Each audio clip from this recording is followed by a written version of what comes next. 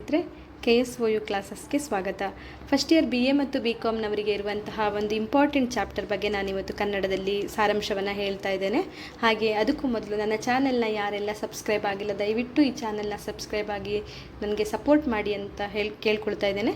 ಹಾಗೆಯೇ important chapter ಯಾವುದು ಅಂತ ಹೇಳೋದಾದರೆ, ಫ್ರಾನ್ಸಿಸ್ ಬ್ಯಾಕನ್ ರವರು ಬರೆದಿರುವಂತಹ ಒಂದು ಪ್ರಬಂಧ ಎಸ್ಸೆ ಏನಿದೆ, ಆಫ್ ಸ್ಟಡೀಸ್ ಅಂತ. ಆಫ್ ಸ್ಟಡೀಸ್ ಇದು ತುಂಬ ಇಂಪಾರ್ಟೆಂಟ್ ಆಗಿದೆ. 10 or 15 ಮಾರ್ಕ್ಸಿಗೆ ರಿಪೀಟೆಡ್ ಆಗಿ ಈ ಚಾಪ್ಟರಿಂದ ಕ್ವಶನ್ಸ್ನ ಕೇಳ್ತಾ ಇರ್ತಾರೆ. ಹಾಗಾಗಿ ಈ ಚಾಪ್ಟರನ್ನು ನೀವು ಓದ್ಕೊಂಡ್ರೆ ನಿಮಗೆ ಎಕ್ಸಾಮ್ಗೆ ತುಂಬ ಹೆಲ್ಪ್ ಆಗ್ತದೆ. ಈ ಆಫ್ ಸ್ಟಡೀಸ್ ಅಂತ ಅಂದರೆ ಓದು ಅಥವಾ ಸ್ಟಡೀಸ್, ಇದರಿಂದ ಏನು ಹೆಲ್ಪ್ ಇದೆ, ಓದೋದು ಯಾಕೆ ಓದಬೇಕು, ಓದಿದರೆ ಏನಾಗ್ತದೆ, ಅಥವಾ ಅದರದ್ದು ಟೈಪ್ಸ್, ಯಾವ ಥರ ಓದ್ಬೋದು, ಅಂದರೆ ಓದುವಿನ ಬಗ್ಗೆ ಓದಿದರೆ ಏನು ಸಿಗುತ್ತೆ, ಓದಿದರೆ ಜ್ಞಾನ ಹೇಗೆ ಇಂಪ್ರೂವ್ ಆಗುತ್ತೆ, ಅಥವಾ ಓದೋದ್ರಿಂದ ಏನು ಪ್ರಯೋಜನ, ಓದದೇ ಇದ್ದರೆ ಏನು ಪ್ರಯೋಜನ ಇದೆ, ಅಥವಾ ಏನು ನಷ್ಟ ಇದೆ, ಹೀಗೆ ಓದಿನ ಬಗ್ಗೆ ಫ್ರಾನ್ಸಿಸ್ ಬ್ಯಾಕನ್ ರವರು ಬರೆದಿದ್ದಾರೆ. ಹೀಗೆ ಮೊದಲಿಗೆ ನಾವು ಚಾಪ್ಟರನ್ನು ನೋಡೋದಾದರೆ, studies serve for delight, for ornament or ability. ಅಂದರೆ ಸ್ಟಡಿಯಿಂದ ನಮಗೆ ಏನು ಸಿಗುತ್ತೆ ಅಂದರೆ ಡಿಲೈಟ್ ಸಿಗುತ್ತೆ, ಏನೋ ಒಂದು ನಾಲೆಜ್ ಸಿಗುತ್ತೆ, ನಮಗೆ ಒಂದು ಜ್ಞಾನ ಸಿಗುತ್ತೆ. ಸ್ಟಡಿ ಮಾಡೋದ್ರಿಂದ ನಮಗೆ ಜ್ಞಾನ ಸಿಗುತ್ತೆ ಅಂತ. ಸ್ಟಡೀಸ್, ಇನ್ನೊಂದು study done for ornamenting one's life with good communication. ಏನಂದರೆ ನಮಗೆ ಒಂದು ಸ್ಟಡೀಸ್ ಅನ್ನುವಂಥದ್ದು ನಮಗೆ ಒಂದು ಆಭರಣದ ಥರ ನಮ್ಮಲ್ಲಿರುತ್ತೆ. ನಾವು ಓದ್ಕೊಂಡಿದ್ರೆ ನಮಗೆ ಒಂದು ಬೆಲೆ ಸಿಗುತ್ತೆ. ಸ್ಟಡಿ ಅನ್ನೋದು ನಿಮಗೆ ಏನು, ನಿಮ್ಮ ಹತ್ರ ಹಣ ಇಲ್ಲ, ಏನೊಂದು ಸ್ಥಾನಮಾನ ಇಲ್ಲದ್ರೂ ಪರವಾಗಿಲ್ಲ, ನೀವು ಓದಿದ್ದೀರಾ ಅಂದರೆ ನಿಮಗೊಂದು ಬೆಲೆ ಸಿಗುತ್ತೆ. ಆ ಸ್ಟಡಿ ಅನ್ನೋದು ನಿಮ್ಗೆ ಆರ್ನಮೆಂಟ್ ಥರ ಇರುತ್ತೆ. ಹೇಗೆ ಆ ಸ್ಟಡಿ ಡಿಲೈಟ್ ಆಗಿರುತ್ತೆ, ನಿಮಗೆ ಒಂದು ಜ್ಞಾನ ಭಂಡಾರವನ್ನು ಕೊಡುತ್ತೆ. ಹಾಗೆಯೇ ನೀವು ಓದಿದ್ದೀರಾ ಅಂತ ಅಂದರೆ ನಿಮಗೆ ಒಂದು ಅದೊಂದು ಆಭರಣ ಇದ್ದ ಹಾಗೆ, ನಿಮ್ಮ ಸ್ಟಡಿ ಅನ್ನುವಂಥದ್ದು ನಿಮಗೆ ಒಂದು ಆಭರಣ ಇದ್ದ ಹಾಗೆ, ಅದೊಂದು ಗುಡ್ ಕಮ್ಯುನಿಕೇಷನ್ಗೆ ನಿಮಗೆ ಹೆಲ್ಪ್ ಮಾಡ್ತದೆ ಅಂತಾರೆ. ಹಾಗೆಯೇ study in order to improve one's ability to judgement someone or something. ಅಂದರೆ ಸ್ಟಡಿ ಅನ್ನುವಂತಹದ್ದು ಅದೊಂದು ಎಬಿಲಿಟಿ ಕೊಡುತ್ತೆ. ಯಾವುದೇ ವಸ್ತುವಾಗಲಿ, ಏನೇ ವಿಷಯವಾಗಲಿ, ಯಾವುದನ್ನಾದರೂ ನೀವು ಜಡ್ಜ್ ಮಾಡ್ಬೋದು. ಅಥವಾ ನಿಮಗೆ ಏನು ಗೊತ್ತಿಲ್ಲದನ್ನು ನಿಮ್ಮನ್ನು ಎಲ್ಲ ಕಡೆನೂ ಕರ್ಕೊಂಡು ಹೋಗಲ್ಲ. ಮೀನ್ಸ್ ಎಲ್ಲ ಕಡೆ ನಿಮಗೆ ಆತಿಥ್ಯ ಇರಲ್ಲ. ನಿಮಗೇನೋ ಓದಿದ್ದೀರಾ, ನಿಮಗೆ ಜ್ಞಾನ ಇದೆ ಅಂತ ಗೊತ್ತಾದಾಗ ಮಾತ್ರ ನಿಮಗೆ ಅಲ್ಲಿ ಬೆಲೆ ಇದೆ. ಅಥವಾ ಯಾವುದಾದ್ರೂ ಒಂದು ವಸ್ತುವಾಗಲಿ, ವಿಷಯವಾಗಲಿ, ಅದರ ಬಗ್ಗೆ ನಿಮಗೆ ಜಡ್ಜ್ಮೆಂಟ್ ಮಾಡಲಿಕ್ಕೆ ಸಾಧ್ಯ ಆಗ್ತದೆ. ಸೊ ಈ ಓದೋದ್ರದ್ದು ಯಾಕೆ serve for, studies serve for ಒಂದು ಡಿಲೈಟ್, ಇನ್ನೊಂದು ಆರ್ನಮೆಂಟ್, ಇನ್ನೊಂದು ಎಬಿಲಿಟಿ. ಈ 3 ಪಾಯಿಂಟನ್ನು ನೀವು ನೆನ್ಪಿಟ್ಕೋಬೇಕು. Studies serve for delight, for ornament, for studies. ಅಂದರೆ ಗೊತ್ತಾಯ್ತಲ್ವ ಸ್ನೇಹಿತರೆ, ಸ್ಟಡೀಸ್ ಯಾಕೆ ಬೇಕಂದರೆ ಡಿಲೈಟ್ ನಿಮಗೆ ಜ್ಞಾನವನ್ನು, ಒಂದು ಜ್ಞಾನ ಭಂಡಾರವನ್ನು ನೀಡುತ್ತದೆ. ನಿಮಗೆ ಒಂದು ಏನು ಹೇಳ್ತಾರೆ, ಒಂದು ತುಂಬ ನಾಲೆಜನ್ನು ಪಡ್ಕೊಳ್ಳಿಕ್ಕೆ ಸಾಧ್ಯ ಆಗ್ತದೆ ನೀವು ಓದೋದ್ರಿಂದ. ನೀವು ಎಲ್ಲವನ್ನು ಪಡ್ಕೊಳ್ತೀರ, ಜ್ಞಾನವನ್ನೆಲ್ಲ ಪಡ್ಕೊಳ್ತೀರ ಓದೋದ್ರಿಂದ. ಇನ್ನೊಂದು ಆರ್ನಮೆಂಟ್, ಅದು ನಿಮಗೊಂದು ಆಭರಣವಾಗಿರ್ತದೆ. ಅಂದರೆ ನಿಮಗೊಂದು ಬೆಲೆಗೆ ಸಿಗುತ್ತೆ ಓದೋದ್ರಿಂದ. ಒಂದು ಆಭರಣಗಳಿಗೆ ಎಷ್ಟು ಬೆಲೆ ಇದೆ, ಆ ಥರ ಒಂದು ಬೆಲೆ ನಿಮಗೆ ಸಿಗುತ್ತೆ ಓದೋದ್ರಿಂದ. ಜ್ಞಾನ ಸಿಗುತ್ತಲ್ವ, ಆ ಜ್ಞಾನದಿಂದ ಬೆಲೆ ನಿಮಗೆ ಇರ್ತದೆ. ಅಥವಾ ಆರ್ನಮೆಂಟ್ ಆಗಿರುತ್ತೆ ನಿಮಗೊಂದು, ನೀವೆಲ್ಲ ಹೋದ್ರೆ ನಿಮಗೊಂದು ಸರ್ಟಿಫಿಕೇಟ್ ಅಂತ ಅಂತಾರಲ್ಲ, ಆ ಥರ ನಿಮಗೆ ಒಂದು ಸ್ಟಡೀಸ್ ಇದ್ದರೆ ಆ ಥರ. ಹಾಗೆ ನಿಮಗೆ ಒಂದು ಎಬಿಲಿಟಿ, ಏನಾದರೂ ಒಂದು ವಸ್ತು ಅಥವಾ ವಿಷಯವಾಗಲಿ ಅದನ್ನು ಜಡ್ಜ್ ಮಾಡಲಿಕ್ಕೆ ನಿಮಗೊಂದು ಎಬಿಲಿಟಿ ಕೊಡುತ್ತೆ, ನೀವು ಓದಿದ್ದೀರಾ ಅನ್ನುವಂತಹದ್ದು. ಹಾಗಾಗಿ ಇದು 3 ಪಾಯಿಂಟ್ಸನ್ನು ನೀವು ನೆನ್ಪಿಟ್ಕೊಂಡು, ಈ 3 ಪಾಯಿಂಟ್ಸನ್ನು ಎಬಿಲಿಟಿ, ಆರ್ನಮೆಂಟ್ ಹಾಗೆ ಡಿಲೈಟ್, ಇದು 3 ಪಾಯಿಂಟನ್ನು ಫಸ್ಟಿಗೆ ನೀವು ನೆನ್ಪಿಟ್ಕೊಂಡು ಅದಕ್ಕೆ ನೀವು ಎಕ್ಸ್ಪ್ಲೇನ್ ಮಾಡ್ತಾ ಹೋಗಬೇಕು. ಒಂದು ವರ್ಡ್ ಪಾಯಿಂಟನ್ನು ತೊಗೊಂಡು ಆ ಪಾಯಿಂಟಿಗೆ ಒಂದು 2-3 ಲೈನ್ಸ್ ಆಗುವಷ್ಟು ನಿಮ್ಮದೇ ವಾಕ್ಯದಲ್ಲಿ ಅರ್ಥ ಮಾಡಿಕೊಂಡು ಅದನ್ನು ಎಕ್ಸ್ಪ್ಲೇನ್ ಮಾಡ್ತಾ ಹೋಗಿ ಸ್ನೇಹಿತರೆ. ಹಾಗೆ ಸ್ಟಡಿದು ಕೆಲವೊಂದು ಲಕ್ಷಣಗಳನ್ನು ಹೇಳೋದಾದರೆ, ನಾವು ಈಗ ತುಂಬ ಸ್ಟಡಿ ಮಾಡ್ತಾ ಇದ್ದರೆ ತುಂಬ ಲೇಸಿಯಾಗಿ ಹೋಗ್ತಾರೆ ಅವರು ಅಂತಲೂ ಹೇಳ್ತಾರೆ. ಅಂದರೆ ಲೇಸಿ ಅನ್ನೋದಕ್ಕಿಂತ ಬರೀ ನಾವು ಸ್ಟಡಿ ಮಾಡಿದರೆ ಸಾಕಾಗಲ್ಲ ಲೈಫಲ್ಲಿ. ಏನಾದರೂ ಬರೀ ಓದೋದಂದರೆ ಇದ್ದರೆ ಸಾಕಾಗುತ್ತೆ ಲೈಫಲ್ಲಿ. ಲಕ್ಷಣ ಅನ್ನೋದಕ್ಕಿಂತ ಸ್ವಲ್ಪ ಅದರದ್ದು ಬ್ರೀಫಾಗಿ ಎಕ್ಸ್ಪ್ಲೇನ್ ಮಾಡೋದಾದರೆ, ಸ್ಟಡಿ ಅನ್ನುವಂಥದ್ದು ನೀವು ಬರೀ ಓದ್ತಾ ಇದ್ರೆ, ಈಗ ನಮಗೆ ಹೇಳೋದಾದರೆ ಬರೀ ಪುಸ್ತಕ ಓದ್ಕೊಂಡು ಏನು ನಮಗೆ ಅಂತ ಹೇಳ್ತಾರೆ, ಸಾಮಾನ್ಯ ಜ್ಞಾನವೇ ಇಲ್ಲದೆ ಬರೀ ಪುಸ್ತಕವನ್ನು ನೀವು ಓದ್ಕೊಂಡೇ ಇದ್ದರೆ ನಿಮಗೆ ಏನು ಅದರಿಂದ ಪ್ರಯೋಜನ ಇಲ್ಲ ಅನ್ನುವಂತಹದ್ದನ್ನು ಕೂಡ ಇಲ್ಲಿ ನಮ್ಮ ಕವಿ ಆಥರ್ ಏನಿದ್ದಾರೆ ಅವರು ಇದನ್ನು ಕೂಡ ಹೇಳ್ತಾರೆ. ಬರೀ ಸ್ಟಡಿ ಮಾಡ್ಕೊಂಡಿದ್ರೆ ನಾವು ಲೇಸಿಯಾಗಿ ಹೋಗ್ತೇವೆ, ಲೈಕ್ ಲೇಸಿ ಪೀಪಲ್ ಆಗಿರ್ತೇವೆ, ನಮಗೇನು ಗೊತ್ತಿರಲ್ಲ, ಬರೀ ನಮಗೆ ಪುಸ್ತಕದ ಜ್ಞಾನ ಒಂದೇ ಸಾಕಾಗೋದಿಲ್ಲ ಅಂತಲೂ ಕೂಡ ಹೇಳ್ತಾರೆ. ಫೈಲ್ ಟೇಕಿಂಗ್ ಜಡ್ಜ್ಮೆಂಟ್, ಅಂದರೆ ಈಗ ಫಾರ್ ಎಕ್ಸಾಂಪಲ್ ಹೇಳೋದಾದರೆ ಕನ್ನಡದಲ್ಲಿ ಒಂದು ಗಾದೆ ಇದೆ, ಪುಸ್ತಕದ ಬದನೆಕಾಯಿ ಊಟಕ್ಕೆ ಬರಲ್ಲ ಅಂತ. ಅಂದರೆ ಪುಸ್ತಕದಲ್ಲಿ ಅಲ್ಲಿದೆ ಇಲ್ಲಿದೆ ಅಂತ ಹೇಳಿದರೆ ಬದನೆಕಾಯಿ ತೋರಿಸಿದ್ರೆ ಹೊಟ್ಟೆ ತುಂಬುವುದಿಲ್ಲ. ಒಂದು ಎಕ್ಸಾಂಪಲ್ಗೆ ನಾನು ಹೇಳ್ತಾ ಇರೋದು. ಅದೇ ಥರ ನೀವಿಲ್ಲಿ ಬರೀ ಈ ಪುಸ್ತಕದಲ್ಲಿರೋದನ್ನೇ ಓದ್ಕೊಂಡ್ರೆ ಇಡೀ ಜೀವನಕ್ಕೆ ಎಲ್ಲನೂ ಸಿಗುತ್ತೆ ಅಂತ ಅಲ್ಲ. ಬಟ್ ಪುಸ್ತಕದಲ್ಲಿರುವಂಥ ವಿಷಯಗಳನ್ನು ನೀವು ತೆಗೆದುಕೊಂಡು ಜೀವನದಲ್ಲಿ ಅಳವಡಿಸಿಕೊಳ್ಳಬೇಕು. ಅದರಿಂದ ನಿಮ್ಮ ಜೀವನಕ್ಕೆ ಏನಾದರೂ ಹೆಲ್ಪ್ ಆಗಬೇಕು ಅನ್ನೋದನ್ನು ಇಲ್ಲಿ ಹೇಳಿರ್ತಾರೆ ಆಫ್ ಸ್ಟಡೀಸಲ್ಲಿ. Study should use to give right direction. ಅಂದರೆ ಈ ಸ್ಟಡಿ ಅನ್ನುವಂತಹದ್ದು ಏನಿದೆ ನಮಗೊಂದು ಸರಿಯಾದ ದಾರಿಯನ್ನು ಕರ್ಕೊಂಡು ಹೋಗಬೇಕು. ಸುಮ್ಮನೆ ಓದ್ಕೊಂಡು ನೀವು ಅದನ್ನು ಉಪಯೋಗಿಸಿಕೊಳ್ಳದೆ ನೀವು ಕೂತಲ್ಲೇ ಕೂತ್ಕೊಂಡಿದ್ರೆ ನಿಮ್ಗೆ ಏನು ಅದರಿಂದ ಪಡೀಲಿಕ್ಕೆ ಸಾಧ್ಯವಾಗುವುದಿಲ್ಲ. ಈ ಸ್ಟಡಿ ಅನ್ನುವಂತಹದ್ದನ್ನು ನೀವು ಯೂಸ್ ಮಾಡಿಕೊಂಡು ಅದು ನಿಮ್ಮನ್ನು ಸರಿಯಾದ ಮಾರ್ಗದರ್ಶಕನಾಗಿ ಆ ಸ್ಟಡಿ ಅನ್ನುವಂತಹದ್ದು ನಿಮಗೆ ಇರಬೇಕು. Study should use to give right direction ಅಂತ ಹೇಳಿದರೆ, ಹಾಗೆ ಆ ಸ್ಟಡಿ ಅನ್ನುವಂತಹದ್ದು better way to gain experience gained in life. ಅಂದರೆ ಆ ಸ್ಟಡಿಯಿಂದ ನಿಮಗೆ ಏನಾದರೂ ಒಂದು ಒಳ್ಳೆಯ ಒಂದು ಜೀವನಕ್ಕೆ ಏನಾಗುವಾದರೂ ಬೇಕಾಗುವಂಥ ಎಕ್ಸ್ಪೀರಿಯನ್ಸ್ ಸಿಗಬೇಕು. ಆ ಓದಿನಿಂದ ನಿಮಗೆ ಏನಾದರೂ ಜೀವನಕ್ಕೆ ಹೆಲ್ಪ್ ಆಗಬೇಕು ಅಥವಾ ಒಂದು ಗುಡ್ ಎಕ್ಸ್ಪೀರಿಯನ್ಸ್ ಸಿಗಬೇಕು. ಆ ಎಕ್ಸ್ಪೀರಿಯನ್ಸಿಂದ ನಿಮ್ಮ ಜೀವನ ಇನ್ನೂ ಬೆಟರ್ ಆಗಬೇಕು. ಅಂತಹ ಸ್ಟಡಿಯನ್ನು ನೀವು ಮಾಡಬೇಕು ಅಂತ ಇಲ್ಲಿ ಆಥರ್ ಹೇಳ್ತಾರೆ. ಹಾಗೆ study and experience both are ಎರಡು ಇಂಪಾರ್ಟೆಂಟ್ ಲೈಫಲ್ಲಿ ಅಂತ ಹೇಳ್ತಾರೆ. ಬರೀ ನಿಮಗೆ ಸ್ಟಡಿ ಅದೇ ಹೇಳಿದ ಹಾಗೆ ಬರೀ ನಿಮಗೆ ಸ್ಟಡಿ ಒಂದೇ ಸಾಕಾಗ್ತದ? ಇಲ್ಲ, ಬರೀ ಓದ್ತಾ ಇದ್ರೆ ಏನೂ ಸಾಕಾಗಲ್ಲ. ಓದಿನ ಜೊತೆ ಅನುಭವಗಳು ಕೂಡ, ಎಕ್ಸ್ಪೀರಿಯನ್ಸ್ಗಳು ಕೂಡ ಇರಬೇಕು. ಅವೆರಡೂ ಕೂಡ ನಮ್ಮ ಜೀವನದಲ್ಲಿ ತುಂಬ ಇಂಪಾರ್ಟೆಂಟ್ ಅನ್ನುವಂತಹದ್ದನ್ನು ಕೂಡ ಇಲ್ಲಿ ಆಥರ್ ಹೇಳ್ತಾರೆ. ಹಾಗೆ ಈ ಸ್ಟಡಿ ಯಾರಿಗೆ ಬೇಡ ಗೊತ್ತಾ? ಮೂರ್ಖರಿದ್ದಾರೆ, ನಮಗೆಲ್ಲ ಗೊತ್ತು, ನಾವೆಲ್ಲವನ್ನು ಬೇಕು ಅಂತ ಹೇಳುವಂಥ persons who think they are super ಅಂತ ಅಂದ್ಕೊಳ್ತಾರಲ್ವ, for them studies no need ಅಂತ ಇಲ್ಲಿ ಯಾವ ಥರ ಹೇಳ್ತಾರೆ. ನಮಗೆಲ್ಲ ಗೊತ್ತು ಅನ್ನುವಂಥ ಮೂರ್ಖರಿಗೆ ಸ್ಟಡಿ ಅವಶ್ಯಕತೆ ಇರುವುದಿಲ್ಲ. ಹಾಗೆ ಎಲ್ಲ ಗೊತ್ತಿಲ್ಲದೆ ಸಿಂಪಲ್ ಆಗಿರುವಂಥ ವ್ಯಕ್ತಿ ಏನಿರ್ತಾರೆ, ಕೆಲವೊಂದು ವ್ಯಕ್ತಿಗಳು ಸಿಂಪಲ್ ಆಗಿರ್ತಾರೆ, ಎಲ್ಲವೂ ಜ್ಞಾನ ಇರ್ತದೆ, ಬಟ್ ಅವರಿಗೆ ಅದನ್ನು ಉಪಯೋಗಿಸ್ಕೊಂಡು ಹೋಗೋದು ಹೇಗೆ ಅಂತ ಗೊತ್ತಿರೋದಿಲ್ಲ. ಅಂಥವರಿಗೆ ಕೂಡ ಸ್ಟಡಿ ಅವಶ್ಯಕತೆ ಇರಲ್ಲ ಅಂತ ಇಲ್ಲಿ ಕವಿ ಹೇಳ್ತಾರೆ, ಆ ಥರ ಹೇಳ್ತಾರೆ. ಅಂದರೆ ಮೂರ್ಖರಿಗೆ ಕೂಡ ಹೇಗೆ ನಮಗೆ ಎಜುಕೇಷನ್ ಮೂರ್ಖರು ಅಂದರೆ ಅವರಿಗೆ ತುಂಬ ಅಹಂಕಾರ ಇರ್ತದೆ, ತಮ್ಮ ಮೂರ್ಖತನದ ಪರಮಾವಧಿಯಲ್ಲಿ ಇರ್ತಾರೆ ಅವರು, ಅವರಿಗೆ ಅಹಂಕಾರ ಇರ್ತದೆ, ಓದಿನ ಬಗ್ಗೆ ಬೆಲೆ ಗೊತ್ತಿರೋದಿಲ್ಲ, ಅಂಥವರಿಗೆ ಓದಿನ ಅವಶ್ಯಕತೆ ಇಲ್ಲ. ಹಾಗೆಯೇ ಸಿಂಪಲ್ ಆಗಿ ಚೆನ್ನಾಗಿ ಎಲ್ಲ ಓದ್ಕೊಂಡು ಅದನ್ನು ಉಪಯೋಗಿಸದೇ ಇರುವಂಥ ವ್ಯಕ್ತಿ ಕೂಡ ಅದರ ಅವಶ್ಯಕತೆ ಇಲ್ಲ ಎನ್ನುವುದನ್ನು ಇಲ್ಲ ಆ ಥರ ಹೇಳ್ತಾರೆ.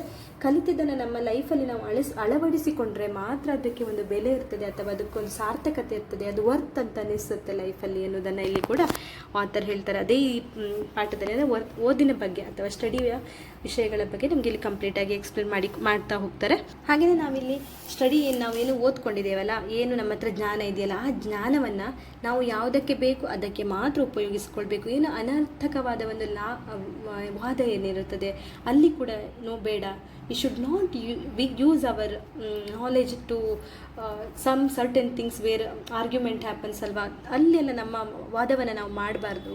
ಆರ್ಗ್ಯುಮೆಂಟ್ ಆದಾಗ ಅಲ್ಲಿ ನಮ್ಮ ಜ್ಞಾನವನ್ನು ನಾವು ಪ್ರದರ್ಶನಕ್ಕೆ ಇಡಬಾರ್ದು. ಅಲ್ಲಿ ನಮಗೆ ಅವಶ್ಯಕತೆ ಎಷ್ಟಿದೆ, ಅಲ್ಲಿ ಎಷ್ಟು ಮಾತಾಡಿದರೆ ಸಾಕು ಅಷ್ಟನ್ನು ಮಾತಾಡಿ ಮಾತ್ರ ನಾವು ಅಲ್ಲಿಂದ ಬರಬೇಕು. ನಮಗೆ ನಾಲೆಜ್ ಇದೆ, ಜ್ಞಾನ ಇದೆ ಅಂತ ಅದನ್ನ ಎಲ್ಲಿ ಅನವಶ್ಯಕವಾಗಿ ಪ್ರದರ್ಶನ ಮಾಡಬಾರ್ದು ಅಥವಾ ನಮ್ಮ ಜಾಣ್ಮೆಯ ಪ್ರದರ್ಶನ ಕೂಡ ಅವಶ್ಯಕತೆ ಇಲ್ಲದ ಕಡೆ ನಾವು ಮಾಡಬಾರ್ದು. ಅದರಿಂದ ನಮಗೆ ಏನು ಜ್ಞಾನ ಇದೆ ಅದರ ಮೌಲ್ಯವನ್ನು ನಾವು ಕಳ್ಕೊಳ್ತೇವೆ ಅಂತ ಇಲ್ಲಿ ಆ ಥರ ಹೇಳಿದರೆ, ಅಂದರೆ ಒಂದು ಜ್ಞಾನದ ಮಹತ್ವ ಹೇಗೆ, ನಾವು ನಮ್ಮಲ್ಲಿರೋ ಜ್ಞಾನವನ್ನು ನಾವು ಹೇಗೆ ಉಳಿಸ್ಕೊಳ್ಬೇಕು ಅಥವಾ ಅದನ್ನು ಹೇಗೆ ಗೌರವದಿಂದ ಕಾಪಾಡಿಕೊಳ್ಬೇಕು ಅನ್ನೋದನ್ನು ಇಲ್ಲಿ ಆ ಥರ ಹೇಳ್ತಾರೆ.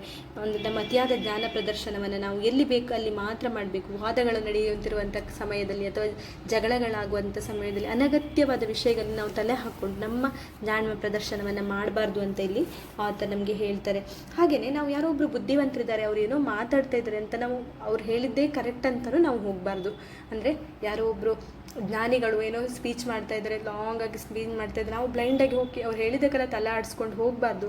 ಅದರಲ್ಲಿ ಅವರು ಮಾತಾಡೋದ್ರಲ್ಲಿ ಎಷ್ಟು % ಸತ್ಯ ಇದೆ, ಎಷ್ಟು ಸುಳ್ಳಿದೆ ಅಥವಾ ಏನು ಮಾತಾಡ್ತಿದ್ದಾರೆ ಅದನ್ನು ನಮ್ಮ ತರ್ಕಕ್ಕೆ ನಾವು ತಗೊಂಡು ಹೌದಾ ಅಲ್ವಾ ಅಂತ ಯೋಚನೆ ಮಾಡಿ ಅದಕ್ಕೆ ನಾವು ಒಪ್ಕೊಳ್ಬೇಕು. ಎಲ್ಲವನ್ನು ಒಬ್ಬರು ಬುದ್ಧಿವಂತರು ಹೇಳ್ತಿದ್ದಾರೆ ಅಂದ ಕೂಡಲೇ ಅದೆಲ್ಲವನ್ನು ಒಪ್ಕೊಳ್ಬೇಕು ಅನ್ನೋದು ಯಾವುದೇ ಜ್ಞಾನಿಯ ಲಕ್ಷಣ ಆಗಿರುವುದಿಲ್ಲ. ಅಥವಾ ಯಾವುದೇ ಮೂರ್ಖನೂ ಕೂಡ ಹಾಗೆಯೇ ಅವನ ಮಾತಾಡುವಾಗ ಕೂಡ ಅವನ ಮಾತಿಗೆಲ್ಲವೂ ರೆಸ್ಪಾನ್ಸ್ ಮಾಡದೇ ಇರುವುದೇ ಒಬ್ಬ ಬುದ್ಧಿವಂತನ ಲಕ್ಷಣವಾಗಿರ್ತದೆ ಅಂತ ಇಲ್ಲಿ ಆ ಥರ ಹೇಳ್ತಾರೆ. ಹಾಗೆಯೇ ನಮಗೆ ಏನು ಜ್ಞಾನ ಇದೆ ನೋಡಿ, ಆ ಜ್ಞಾನದ ಶೋ ಆಫ್ ಕೂಡ ನಾವು ಮಾಡಬಾರ್ದು ಅಂತ ಇಲ್ಲಿ ಆ ಥರ ಹೇಳ್ತಾರೆ. ನಮಗೆ ಎಷ್ಟು ಜ್ಞಾನ ಇದೆ ಅದು ನಮ್ಮ ಒಂದು ಬೌದ್ಧಿಕವಾದ ಒಂದು ಬೆಳವಣಿಗೆ ಅಥವಾ ನಮ್ಮ ಒಂದು ಜೀವನದ ಬೆಳವಣಿಗೆಗೆ ನಮ್ಮ ಜ್ಞಾನವಿರಬೇಕೇ ಹೊರತು ಅದನ್ನು ಯಾರಿಗೂ ಶೋ ಆಫ್ ಮಾಡುವುದಾಗಲಿ ಅಥವಾ ತೋರಿಸ್ಪಡಿಕೆಗೊಳ್ಳುವುದಕ್ಕೋಸ್ಕರ ನಮ್ಮ ಜ್ಞಾನವನ್ನು ನಾವು ಪ್ರದರ್ಶನಕ್ಕೆ ಇಡಬಾರ್ದು ಅಥವಾ ನಮ್ಮ ಶೋ ಆಫನ್ನು ನಾವು ಮಾಡಬಾರ್ದು ಅಂತ ಇಲ್ಲಿ ಹೇಳ್ತಾರೆ. ಹಾಗೆ ನಾವೀಗ ಏನು ಓದ್ತೇವೆ, ಜ್ಞಾನ ಸಂಪಾದನೆಗಾಗಿ ಏನೇನು ಓದ್ತೇವೆ ಪುಸ್ತಕಗಳನ್ನು, ಆ ಪುಸ್ತಕದಲ್ಲಿರುವಂಥ ಟೈಪ್ಸ್ ಆಫ್ ಬುಕ್ಗಳ ಬಗ್ಗೆ ಕೂಡ ನಮ್ಮ ಆಫ್ ಸ್ಟಡೀಸಲ್ಲಿ ಆಥರ್ ಹೇಳಿದ್ದಾರೆ. ಅಂದರೆ ಕೆಲವೊಂದು ಬುಕ್ಗಳಿರ್ತವೆ, ಅವು ಎಂಟರ್ಟೈನ್ಮೆಂಟ್ಗಳಿಗಾಗಿರುವಂತಹ ಬುಕ್ಸ್ಗಳು. ಆ ಬುಕ್ಸ್ಗಳನ್ನು ನಾವು ಖಾಲಿ ಎಂಟರ್ಟೈನ್ಮೆಂಟ್ಗೋಸ್ಕರ ಮಾತ್ರ ತೊಗೊಳ್ಬೇಕು. ಅಂದರೆ ಆ ಬುಕ್ಸ್ಗಳನ್ನು ನಾವು ಡೀಪಾಗಿ ನೋಡಬಾರ್ದು, ಅದರಲ್ಲಿ ಏನಿದೆ ಸಹಜವಾಗಿ ಏನು ಬರೆದಿದ್ದಾರೆ ಅದನ್ನ ಹೀಗೆ ತೊಗೊಂಡು ನಮಗೇನು ಎಂಟರ್ಟೈನ್ಮೆಂಟ್ ಸಿಗಬೇಕು ಕೆಲವೊಂದು ಬುಕ್ಗಳಿಂದ, ಅದನ್ನು ಮಾತ್ರ ನಾವು ತಗೋಬೇಕು. ಡೀಪಾಗಿ ಅಥವಾ ಡೀಟೇಲ್ಡಾಗಿ ಕೆಲವೊಂದು ಬುಕ್ಗೆ ಹೋಗಬಾರ್ದು. ಇನ್ನು ಕೆಲವು ಬುಕ್ಗಳಿವೆ, ನಾನು ಟೈಪ್ಸ್ ಆಫ್ ಬುಕ್ಸ್ ಬಗ್ಗೆ ಹೇಳ್ತಾ ಇರೋದ್ರಲ್ಲಿ. ಎಂಟರ್ಟೈನ್ಮೆಂಟ್ ಬುಕ್ ಅಂದರೆ ಖಾಲಿ ಫನ್ ಆಗಿ ತೊಗೊಳ್ಬೇಕು. ಅದನ್ನು we no need to go deep and deep study ಮಾಡಬಾರ್ದು. We should not go deep or detail study ಮಾಡಬಾರ್ದು ಎಂಟರ್ಟೈನ್ಮೆಂಟ್ ಬುಕ್ಗಳನ್ನು ಅಂತ ಇಲ್ಲಿ ಆಥರ್ ಹೇಳ್ತಾರೆ. ಹಾಗೆ ಕೆಲವೊಂದು ಬುಕ್ಗಳು ಇದ್ದೇವೆ, ಅವುಗಳನ್ನು ಸ್ವ್ಯಾಲೋ ಮಾಡಬೇಕು, ಅಂದರೆ ಅವುಗಳನ್ನು ನಾವು ಅಳವಡಿಸ್ಕೊಳ್ಬೇಕು ಜೀವನದಲ್ಲಿ. ಕೆಲವೊಂದು ಬುಕ್ಗಳು ಅಂತಹ ಬುಕ್ಗಳಿರ್ತವೆ, ಸ್ವ್ಯಾಲೋ ಮಾಡಬೇಕು ಸಮ್ ಬುಕ್ಸ್ಗಳನ್ನು ನಾವು. ಅಂದರೆ ಸ್ವ್ಯಾಲೋ ಅಂದರೆ ನಾವು ತಿನ್ನೋದಂತಲ್ಲ, ನಾವು ಅದರಲ್ಲಿರುವಂಥ ಅಂಶಗಳೇನಿವೆ ಅದನ್ನು ನಮ್ಮ ಜೀವನದಲ್ಲಿ ನಾವು ಅಳವಡಿಸಿಕೊಳ್ಳೋದನ್ನು ಇಲ್ಲಿ ಸ್ವ್ಯಾಲೋ ಮಾಡಬೇಕು ಅಂತ ಹೇಳಿದ್ದಾರೆ. ಹಾಗೆ ಇನ್ನೂ ಕೆಲವು ಬುಕ್ ಇರ್ತದೆ, ಅದು ತುಂಬ ಡಿಮ್ಯಾಂಡ್ ಇರೋ ಬುಕ್. ಆ ಬುಕ್ಗಳು ತುಂಬ ಸೀರಿಯಸ್ ಆಗಿ ಓದಬೇಕು ನಾವು, ಅದರಿಂದ ನಮ್ಮ ಜೀವನಕ್ಕೆ ಒಂದು ಮೌಲ್ಯಗಳನ್ನು ತಿಳ್ಕೊಳ್ಳಿಕ್ಕೆ ಸಾಧ್ಯ ಆಗ್ತದೆ ಕೆಲವೊಂದು ಬುಕ್ಗಳಿಂದ. ಹಾಗೆಯೇ ಇನ್ನು ಕೆಲವು ಬುಕ್ಗಳಿದ್ದೇವೆ, ಅವುಗಳನ್ನು ಬರೀ ನಾವು ಸ್ವ್ಯಾಲೋ ಮಾಡೋದಲ್ಲ, ಚಿವ್ ಮಾಡಬೇಕು. ಹಾಗೆ ಅದನ್ನು ಡೈಜೆಸ್ಟ್ ಮಾಡ್ಕೋಬೇಕು. ಅಂದರೆ ಚಿವ್ ಮಾಡಿ ನಾವು ಅದನ್ನು ಪದೇ ಪದೇ ಅಂತಹ ಬುಕ್ಗಳು ಅಥವಾ ಆ ಬುಕ್ಕಲ್ಲಿರುವಂತಹ ಮೌಲ್ಯಗಳೇನಿದೆ ಆ ಬುಕ್ಗಳನ್ನು ನಾವು ಪದೇ ಪದೇ ನೆನಪಿಸ್ಕೊಳ್ಬೇಕು. ಅಂದರೆ ಅದನ್ನು ಚಿವ್ ಮಾಡಬೇಕು, ಹಾಗೆ ಅದನ್ನು ಡೈಜೆಸ್ಟ್ ಮಾಡ್ಕೊ, ಅಂದರೆ ಮನನ ಮಾಡ್ಕೊಂಡು ನೆನಪಿಸ್ಕೊಂಡು ಮತ್ತೆ ಅದನ್ನು ತಲೆಯಲ್ಲಿ ಮನನ ಮಾಡಿಕೊಂಡು, ಅಂದರೆ ನಾವು ತಲೆಯಲ್ಲಿ ತುಂಬಿಸ್ಕೊಳ್ಬೇಕು, ಅಂದರೆ ಡೈಜೆಸ್ಟ್ ಮಾಡ್ಕೋಬೇಕು. ನಮ್ಮಲ್ಲೇ ಒಂದು ಮೌಲ್ಯಗಳನ್ನು ಅಳವಡಿಸಿಕೊಂಡು ನಮ್ಮಲ್ಲೇ ಆ ಮೌಲ್ಯಗಳ ತೇಲಾಡಬೇಕು ಅನ್ನುವಂಥ ರೀತಿಯಲ್ಲಿರುವಂಥ ಕೆಲವು ಬುಕ್ಸ್ಗಳಿವೆ. ಅಂದರೆ ಕೆಲವೊಂದು ಬುಕ್ಸ್ಗಳನ್ನ ಈ ಥರವಾಗಿ ಓದ್ಕೋಬೇಕು ಅಂತ, ಅಂದರೆ ಹಿಂಗೆ ಓದ್ಕೊಂಡು ಹಿಂಗೆ ಓದ್ಕೊಂಡು ಹಾಗೆ ಮರಿಬಾರ್ದು. ಅಂತಹ ಮೌಲ್ಯಗಳಿರುವಂಥ ಬುಕ್ಗಳು ನಿಮಗೆ ಸಿಕ್ಕರೆ ಅದನ್ನು ಚಿವ್ ಮಾಡಿ ಡೈಜೆಸ್ಟ್ ಮಾಡ್ಕೋಬೇಕು. ಆ ಥರ ಇಲ್ಲಿ ಆ ಥರ ಹೇಳ್ತಾರೆ ನಮಗೆ. ಹಾಗೆಯೇ ಇಲ್ಲಿ ರೀಡಿಂಗ್ ಮತ್ತು ಡಿಸ್ಕಷನ್ ಮತ್ತು ರೈಟಿಂಗ್ ಬಗ್ಗೆ ನಮ್ಮ ಆಥರ್ ಏನು ಹೇಳ್ತಾರೆ ಅಂದರೆ, ರೀಡಿಂಗ್ ನಮಗೆ ಒಬ್ಬ ವ್ಯಕ್ತಿಯನ್ನು, ರೀಡಿಂಗ್ ಅನ್ನುವಂತಹದ್ದು ಒಬ್ಬ ವ್ಯಕ್ತಿಯನ್ನು ಸಂಪೂರ್ಣ ಮನುಷ್ಯನನ್ನಾಗಿ ಮಾಡ್ತದೆ ಅಥವಾ ಜ್ಞಾನ ಭಂಡಾರವನ್ನು ತುಂಬಿಸ್ತದೆ, ಒಬ್ಬ ವ್ಯಕ್ತಿಯನ್ನು ಪರ್ಫೆಕ್ಟ್ ಆಗಿ ಮಾಡ್ತದೆ ರೀಡಿಂಗ್ ಅನ್ನುವಂತಹದ್ದು. ರೀಡಿಂಗ್ ಬಗ್ಗೆ ಹೇಳೋದಾದರೆ, ಒಬ್ಬ ವ್ಯಕ್ತಿಗೆ ಸಂಪೂರ್ಣವಾಗಿ ರೀಡ್ ಮಾಡೋದ್ರಿಂದ ಅವನಿಗೆ ಏನು ಹೇಳ್ತಾರೆ, ಒಂದು ಕಾನ್ಸಂಟ್ರೇಷನ್ ಅನ್ನುವಂತಹದ್ದು ಬರ್ತದೆ. ಒಬ್ಬ ಏಕಾಗ್ರನಾಗಿ ಒಂದು ವಸ್ತುವನ್ನು ಒಂದು ವಿಷಯದ ಬಗ್ಗೆ ಓದ್ತಾ ಇರುವಾಗ ಅವನಿಗೆ ಏಕಾಗ್ರತೆ ಪಡೀಲಿಕ್ಕೆ ಸಾಧ್ಯ ಆಗ್ತದೆ.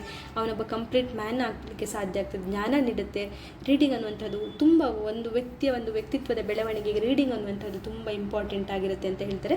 ಹಾಗೆಯೇ ಡಿಸ್ಕಷನ್ ಬಗ್ಗೆ ಏನು ಹೇಳಿದ್ದಾರೆ ಅಂದರೆ, ಸ್ಕಿಲ್ಲನ್ನು ಬೆಳೆಸ್ತದೆ. ಒಬ್ಬ ವ್ಯಕ್ತಿಗೂ ಡಿಸ್ಕಷನ್ ಮಾಡೋದ್ರಿಂದ ನಮಗೆ ಒಂದು ಸ್ಕಿಲ್ ಜಾಸ್ತಿ ಆಗ್ತದೆ, ಅಥವಾ ಒಂದು ವಿಷಯದ ಬಗ್ಗೆ ನಮಗೆ ನಾನಾ ರೀತಿಯ ಪರ್ಸೆಪ್ಷನ್ಗಳು ಸಿಗುತ್ತೆ ಡಿಸ್ಕಷನ್ ಮಾಡೋದ್ರಿಂದ. ಅಂದರೆ ನಾವು ಒಂದು ವಸ್ತುವನ್ನು ನನ್ನ ಪರ್ಸೆಪ್ಷನಲ್ಲಿ ನಾನು ಡಿಸ್ಕಷನ್ ಅನ್ನುವಂಥದ್ದು ಮೊದಲನೇದಾಗಿ ಒಬ್ಬ ವ್ಯಕ್ತಿಗೆ ಸಂಬಂಧಪಟ್ಟಿದ್ದಲ್ಲ, ಒಂದು ಗ್ರೂಪ್ ಆಗಿದ್ದಾಗ ಒಂದು ಡಿಸ್ಕಷನ್ ಆಗ್ತದೆ.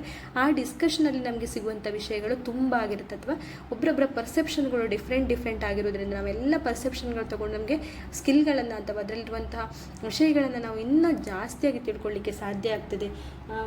ಅಥವಾ ಏನು ಹೇಳ್ತಾರೆ, ನಮ್ಮನ್ನು ಇನ್ನೂ ಅದು ಬುದ್ಧಿವಂತರನ್ನಾಗಿ ಮಾಡ್ತದೆ. ಒಬ್ಬರೊಬ್ಬರ ಅಭಿಪ್ರಾಯಗಳನ್ನು ತೊಗೊಂಡು ನಮ್ಮ ಅಭಿಪ್ರಾಯಗಳನ್ನು ಹಂಚಿಕೊಳ್ಳೋದ್ರ ಮೂಲಕ ನಮ್ಮಲ್ಲಿ ಒಂದು ಕೌಶಲ ವೃದ್ಧಿ ಆಗ್ತದೆ ಅನ್ನೋದನ್ನು ಇಲ್ಲಿ ಹೇಳಿದ್ದಾರೆ.